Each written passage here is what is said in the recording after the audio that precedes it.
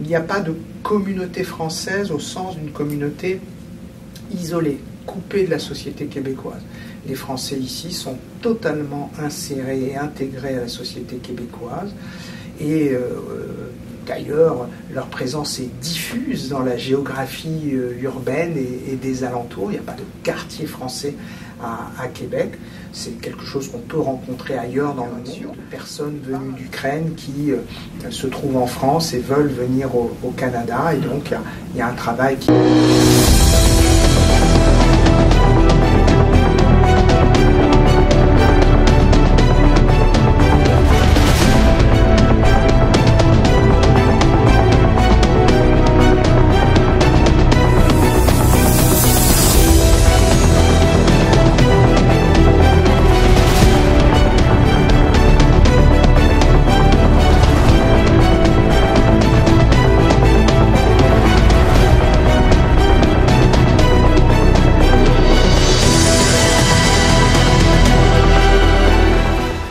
Chers téléspectateurs, bonjour et bienvenue à l'émission Tapis Blanc, une émission consacrée aux élus.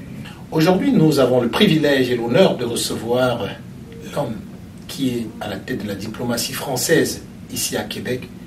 Il s'agit bien sûr de M. Frédéric Sanchez, qui est actuellement le consul de la France à Québec.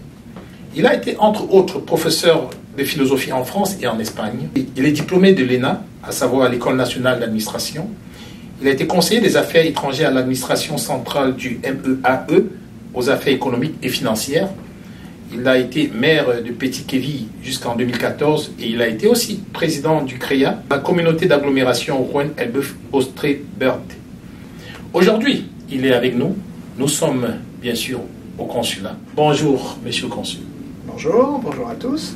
Merci de nous recevoir et bien sûr d'avoir accepté notre invitation. Vous allez bien? Ben, très bien, sous ce beau soleil d'automne à Québec. L'été indien dur.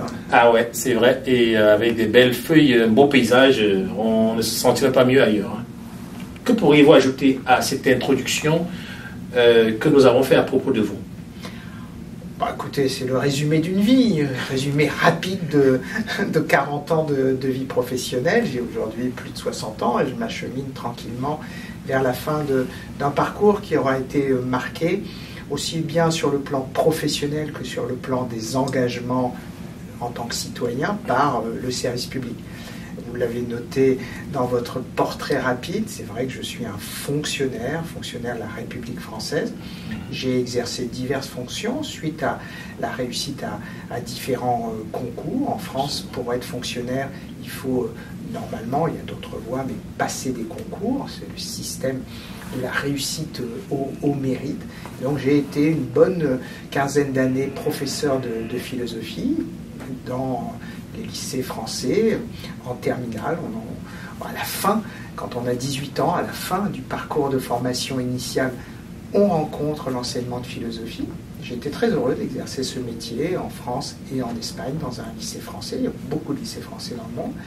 Et puis, mon parcours professionnel m'a conduit à tenter et réussir le concours de l'École nationale d'administration. Et à la sortie de cette école, au début des années 2000, j'ai choisi d'exercer dans le corps diplomatique, où vous me trouvez aujourd'hui, ici à Québec, en tant que consul général de France. Parallèlement, c'est vrai que j'ai eu des activités citoyennes. Je me suis présenté à des élections. En démocratie, on n'a pas seulement le droit de voter, on a le droit de se présenter à des élections. C'est les deux ensemble qui comptent.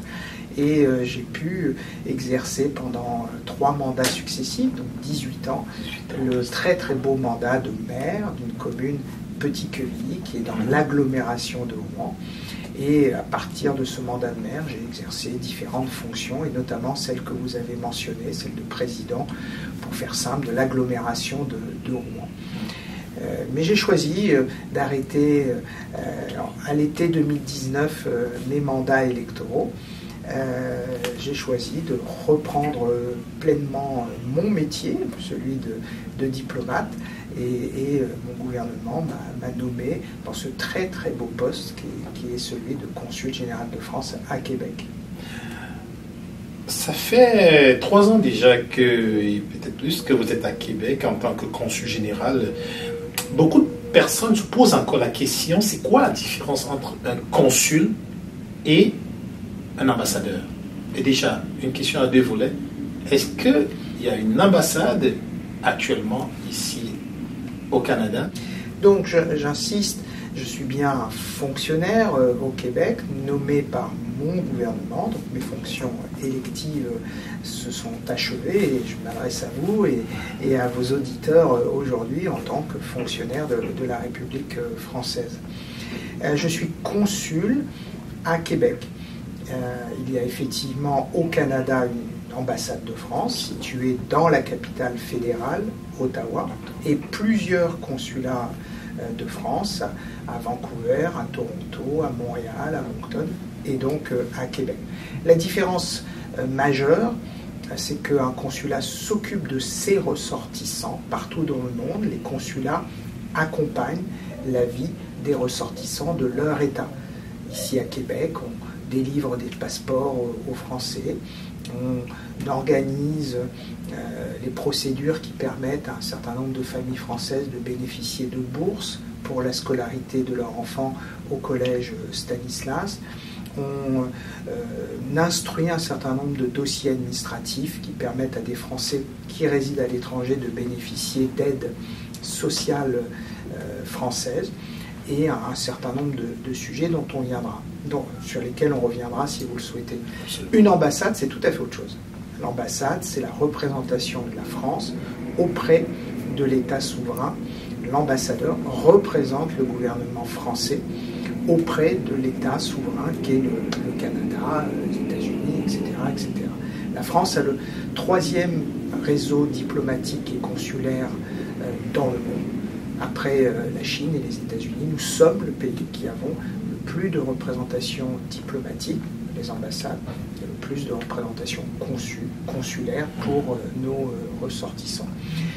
Nous travaillons bien entendu la main dans la main avec l'ambassade de France au Canada, à Ottawa, puisque évidemment notre ambassadeur ne peut pas être partout présent dans ce vaste pays qu'est le Canada, et les consuls non seulement s'occupent de la communauté française, un autre exemple en organisant des bureaux de vote ici lorsqu'il y a des élections en France, c'est nous qui sommes en charge d'organiser des bureaux de vote, ce qui a permis... Et non l'ambassade.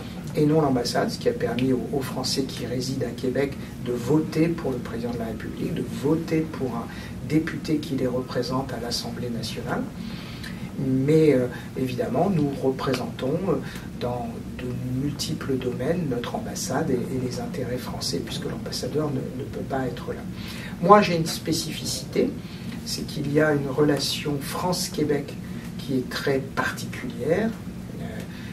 Traditionnellement, on dit que la relation France-Québec est une relation directe et privilégiée.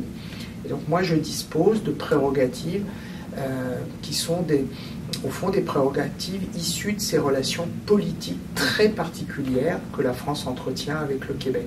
Et donc en plus d'être consul, bien entendu je ne suis pas ambassadeur puisque le Québec n'est pas un État souverain, mais je dispose d'outils qui font de moi, au fond, l'acteur de la coopération franco-québécoise dans le domaine culturel, dans le domaine universitaire et scientifique, dans le domaine des relations entre les communes, les collectivités locales. Il y a beaucoup de relations entre nos sociétés civiles.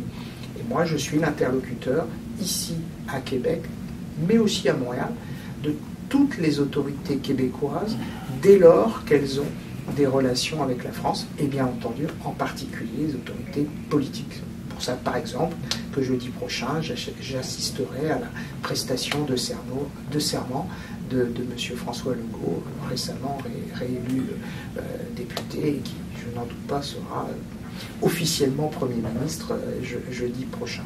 Donc moi, j'ai un rôle mixte, rôle de consul. Bien sûr, je m'occupe des Français de la grande région de Québec, et puis un rôle qui est au fond un rôle qui ressemble à un rôle diplomatique, parce que je suis directement toutes les relations entre la France et le Québec. Une petite équivoque que j'aimerais lever, fort de votre argumentation et de vos explications. Si jamais le président français venait à se déplacer ici, peut-être dans un cadre culturel, qui ferait l'organisation? Est-ce que c'est vous? Est-ce que c'est l'ambassadeur? Tout dépend comment se déroule cette visite. Le président de la République, s'il venait au Canada, il est déjà venu, de toute façon, peut avoir un programme mixte. Il aurait vraisemblablement un programme mixte. Donc il verrait un certain nombre d'autorités fédérales, et donc, dont le Premier ministre, très vraisemblablement. Et donc ça, c'est mon ambassade, c'est l'ambassadeur qui suit cela. Si le président de la République souhaite par ailleurs compléter son séjour d'un volet québécois, au sens politique par exemple, c'est moi qui serai à ce moment-là en charge. Mais c'est vrai aussi, si j'ose dire, de la visite d'un maire ou d'un ministre. On a eu récemment la visite du maire du Havre, du maire de Bordeaux, de la maire de Strasbourg. On a aujourd'hui même, au moment où on se parle, des responsables politiques de la ville de Rennes et de la Bretagne qui sont présents à Québec. Ils discutent avec moi directement parce que c'est la relation directe France-Québec qui est si particulière. Le dispositif que la diplomatie française a mis en place au Québec est un dispositif inhabituel. C'est pour ça que je prends un petit peu de temps pour l'expliquer. C'est un dispositif qui a à voir avec cette histoire très très particulière que la France et le Québec ont en commun. Cette histoire, c'est celle de la Nouvelle-France, c'est celle aussi du français que nous parlons ensemble. D'ailleurs, nous sommes ensemble des acteurs de l'Organisation internationale de la francophonie. Et cette histoire et cette langue partagée ont donné naissance, notamment depuis les années 60, et une fameuse visite du général de Gaulle au Québec et au Canada ont donné naissance à des relations très très approfondies. Il y a d'ailleurs aujourd'hui une communauté française importante présente dans l'ensemble du Québec grâce à ces relations que nous avons tissées. Absolument, vous m'introduisez ainsi dans ma deuxième question, à savoir, fort des 3 années de présence ici à Québec, quel est le portrait des Français qui sont ici à Québec en général? On estime qu'actuellement il y a autour de 140 000, 150 000 Français présents au Québec. Les 2/3, peut-être même les 3/4 sont présents dans le Grand Montréal, qui est la zone d'emploi évidemment importante du Québec. Et donc il y a peut-être autour de 25 000, 30 000 Français présents dans le Grand Québec, dans le champ de responsabilité qui est le mien, le consulat de France à Québec. Ces Français, certains d'entre eux sont là depuis longtemps. Ils sont devenus binationaux, ils restent attachés à la France, ils demandent à la France un certain nombre de services, notamment le renouvellement de leur passeport. Quelquefois aussi les services liés aux pensions de retraite qui continuent à être versées par la France à des ressortissants français présents ici, dès lors qu'ils avaient travaillé en France. Et donc ces Français sont très divers, certains présents de longue date. La population est là et est très heureuse d'être là. Elle ne rencontre pas de problèmes particuliers. La société québécoise est aujourd'hui une société prospère qui attire les Français. Cette attractivité se traduit par une augmentation de l'immigration française vers le Québec. Mon gouvernement ne voit aucun problème à cela. On est très heureux que ceux qui, parmi nos concitoyens, ont envie de mettre en place un projet ici, qu'ils le mettent. S'ils veulent passer leur vie, c'est leur choix. Ils ne cessent pas d'être français et on s'occupe d'eux. Donc on a des personnes de tous les âges, évidemment beaucoup d'étudiants présents à l'Université Laval, mais aussi à Chicoutimi, à Trois-Rivières, à Rimouski. Beaucoup de jeunes Français présents dans les cégeps. À l'échelle du Québec, on considère qu'il y a quand même près de, aujourd'hui, 5000 jeunes Français dans les cégeps du Québec et près de 15 000 jeunes Français dans les universités du Québec. Donc on a vraiment des relations très étroites qui s'amplifient.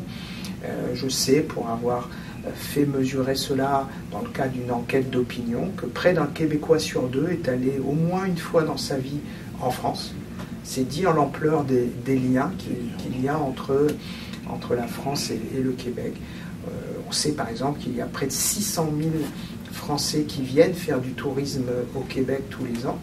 Mais la notion de tourisme est un peu trompeuse. Beaucoup d'entre eux ont des liens au Québec. Ils en profitent pour faire du tourisme au sens classique du terme, mais ils en profitent aussi pour voir le cousin qui est installé ici, rendre visite au fiston qui est en train de faire ses études à l'université. Et donc, ces 600 000 Français, ce n'est pas que des touristes au sens, disons, strict du visiteur de passage. C'est beaucoup de personnes qui viennent ici avec un visa de tourisme. Beaucoup viennent avec un visa de travail, avec un visa de tourisme, mais parce qu'ils rendent visite à des gens dont ils sont proches. Et réciproquement, on sait qu'énormément de Québécois et de Canadiens visitent la France. Merci de toutes ces explications. J'aimerais brancher avec une question concernant la diversité. Votre mandat ici est déjà, comme je l'ai dit à plus d'une fois, troisième année. Et lorsqu'on regarde votre équipe, on se rend compte qu'il ne semble pas avoir assez de minorités visibles. Est-ce qu'il y a une raison à ça? Découvrez Afrique Remi. De votre confort, envoyez de l'argent depuis le Canada et les États-Unis vers de nombreux pays africains. Tout ceci au meilleur taux du marché. Utilisez nos différents services, tels que envoi d'argent par Mobile Money, Express Union, ou encore faire un dépôt bancaire. Vous pouvez également régler vos factures d'électricité, d'eau et télévision via notre plateforme. Ce n'est pas tout. Rechargez votre carte prépayée UBA et effectuez un virement bancaire à partir de notre application. Nos agences sont ouvertes 24/7 et les retraits sont gratuits. Téléchargez l'application depuis Play Store et Apple Store. Est-ce qu'il y a une raison à ça? Alors, dans les effectifs du consulat, il y a des effectifs qui ne dépendent pas de moi et d'autres qui dépendent de moi. Il y a, au fond, les 2/3 des agents du consulat qui sont nommés depuis la France dans le cadre des processus propres au ministère de l'Europe et des Affaires internationales et des Affaires étrangères, des fonctionnaires expatriés comme moi, fonctionnaires du ministère, et un certain nombre de collègues qui viennent dans le cadre de ce qu'on appelle le volontariat international en administration. C'est vrai que l'administration française s'efforce de se réformer en profondeur pour parvenir à, au fond, employer des Français issus de la diversité, de toutes origines, favoriser, par exemple, l'accès aux responsabilités des femmes. Et ce processus est en cours et je ne doute pas que dans les années qui viennent, votre constat d'aujourd'hui soit moins vrai, puisque les modalités de travail en cours en France pour faire évoluer, au fond, les règles d'accès à la fonction publique, les faire évoluer, ça ne veut pas dire supprimer les concours. Et je rappelle que les concours sont anonymes. Mais il y a... C'est important de marteler ça, parce que beaucoup l'ignorent. Quand on passe un concours, on passe des épreuves, et les copies que nous rendons sont anonymisées. Et donc, le vrai enjeu, c'est avant le concours, dans les classes préparatoires, bien veiller à ce que toute la réalité de la communauté française d'aujourd'hui puisse se préparer avec de bonnes chances de succès au concours. C'est vrai pour les concours que j'ai pu passer, pour ce qui me concerne, professeur, haute fonction publique, mais c'est vrai aussi d'autres concours.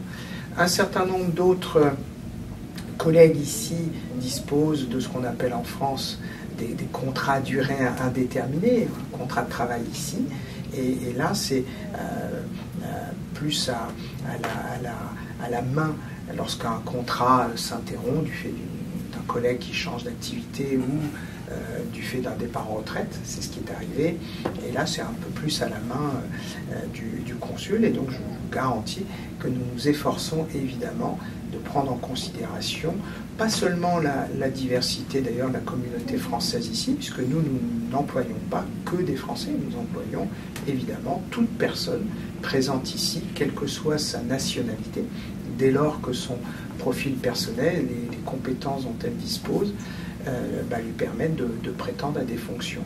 Et donc nous opérons des recrutements dans le cadre du droit canadien et québécois du travail. Et bien sûr, il y aura, et d'ailleurs c'est ce qui s'est produit récemment, pour un poste que nous avons, sur lequel nous avons eu un remplacement, et il peut y avoir des personnes de la diversité comme visible, comme vous dites, et c'est d'ailleurs ce qui s'est produit. Ouais. Merci vraiment de cet éclairage, parce que ça vient sûrement répondre à beaucoup de questions que se posaient certains de nos téléspectateurs. On sait que le Consulat de France à Québec soutient des événements majeurs tels que le spectacle guadeloupéen Belle Place, qui a été présenté dans le cadre du Montréal Complément Cirque, et ainsi que des films français dans le cadre du Festival du Nouveau Cinéma de Montréal qui s'est déroulé dernièrement jusqu'au 16 octobre 2022. Est-ce que vous pouvez nous donner un peu plus d'éléments pour les événements que vous avez également soutenus ici à Québec? Bien sûr. À vrai dire, on est un des acteurs de la coopération culturelle. Beaucoup de Québécois aiment la France à travers sa culture. Beaucoup de Français aiment le Québec à travers sa culture. Et beaucoup d'institutions culturelles ont des relations directes, en fait. En musique, en cinéma, les musées, salles de spectacle, de théâtre. Il y a des relations directes entre des équipes françaises, des équipes ici. Et effectivement, vous venez de souligner un certain nombre d'activités dans lesquelles le consulat est directement partenaire pour favoriser justement la venue ici au Québec d'acteurs culturels de la francophonie liée à la France.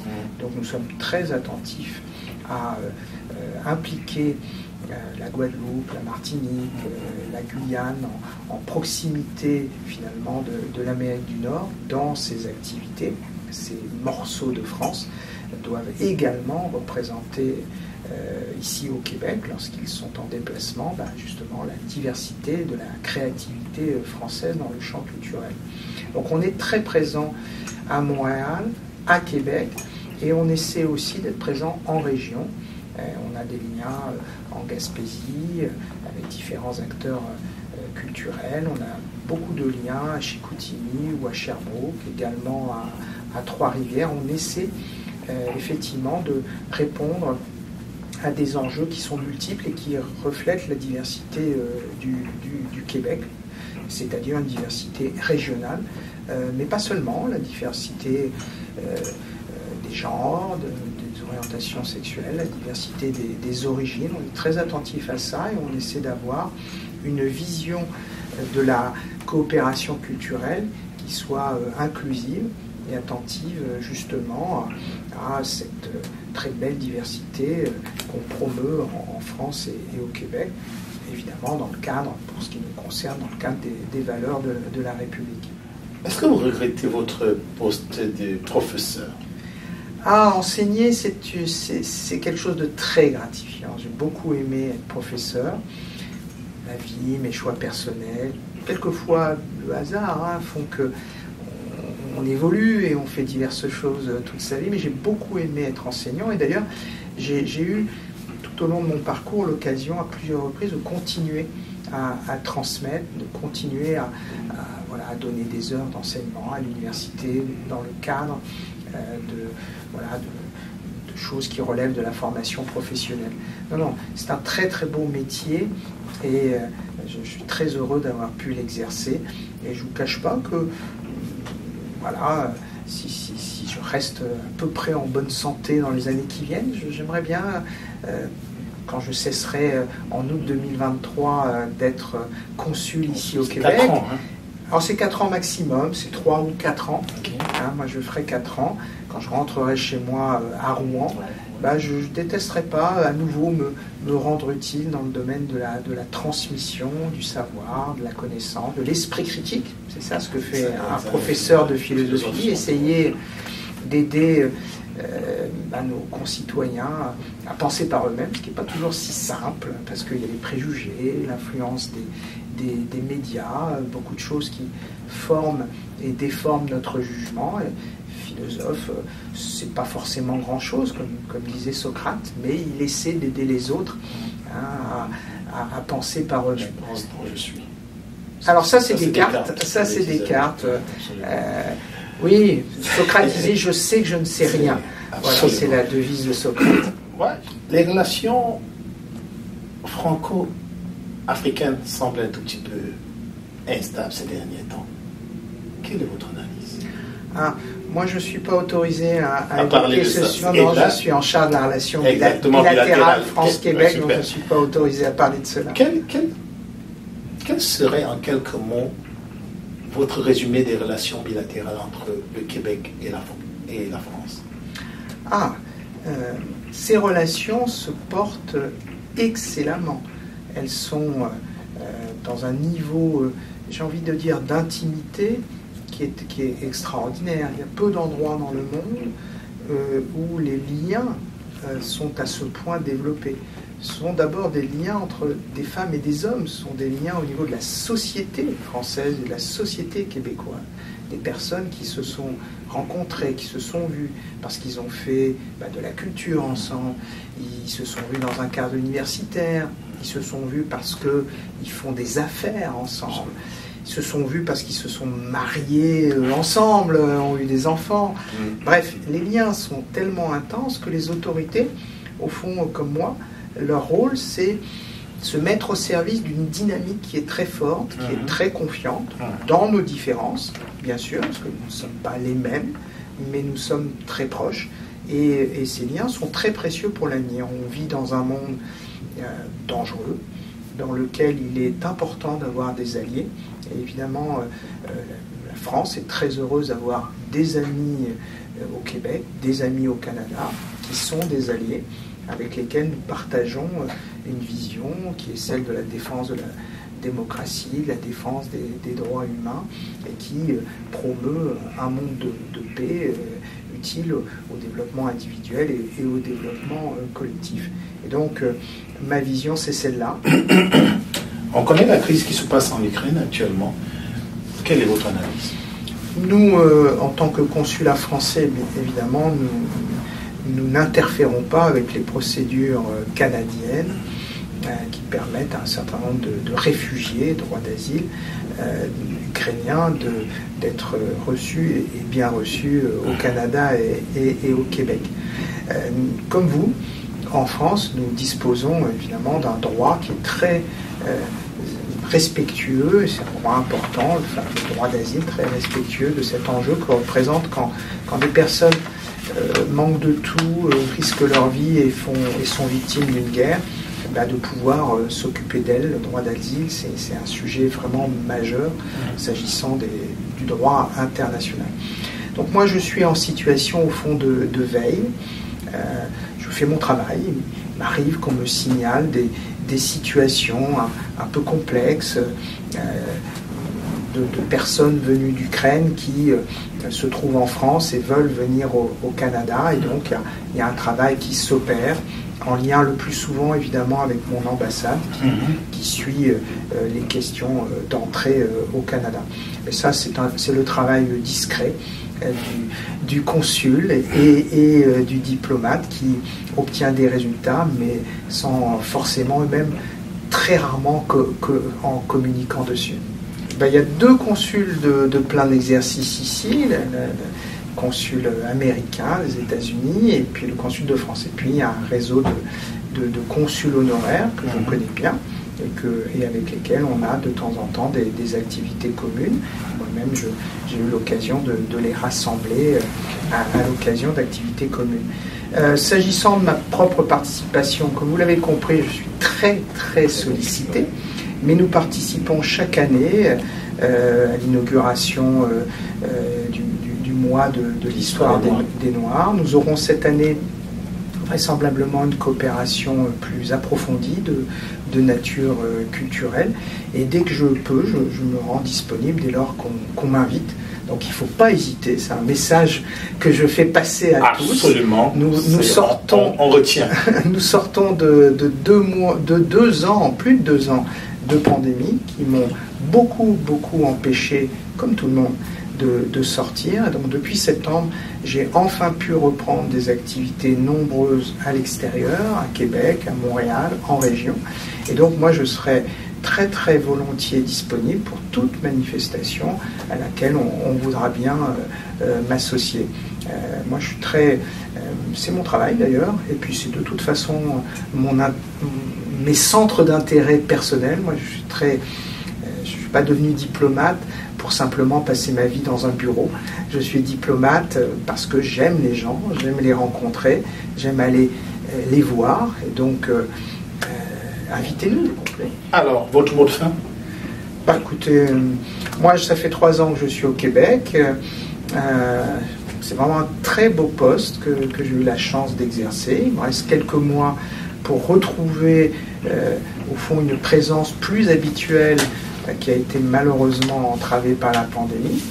Et j'espère profiter de cette année pour apporter ma petite pierre modeste à ces relations qui sont importantes.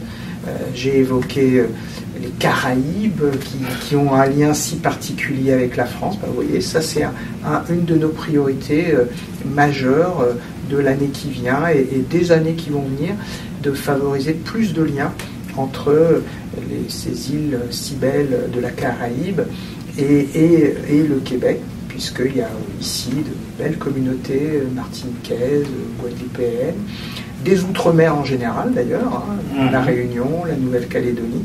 Et par exemple, moi je suis très heureux de donner un coup de main dès que je peux à l'Office du tourisme de la Martinique, qui mène souvent des opérations de promotion ici à Québec et bien sûr à Montréal. Et ça fait partie d'une de nos priorités importantes pour les années qui viennent. Merci beaucoup. Le Média de la diversité, nous organisons des débats, des tables rondes sur plusieurs thématiques généralement. Est-ce qu'on peut se permettre de vous inviter parfois comme panéliste? Alors ça dépend les sujets, bien sûr. Moi je suis fonctionnaire de la République française et donc j'ai un devoir de neutralité. Complètement apolitique. Et donc dès lors qu'on est sur un terrain qui n'est pas celui de la politique au Québec, bien volontiers. On évitera le diplomate. Donc merci beaucoup. Merci à vous. Merci M. Sanchez de nous avoir reçus dans vos bureaux. On va vous souhaiter une bonne journée.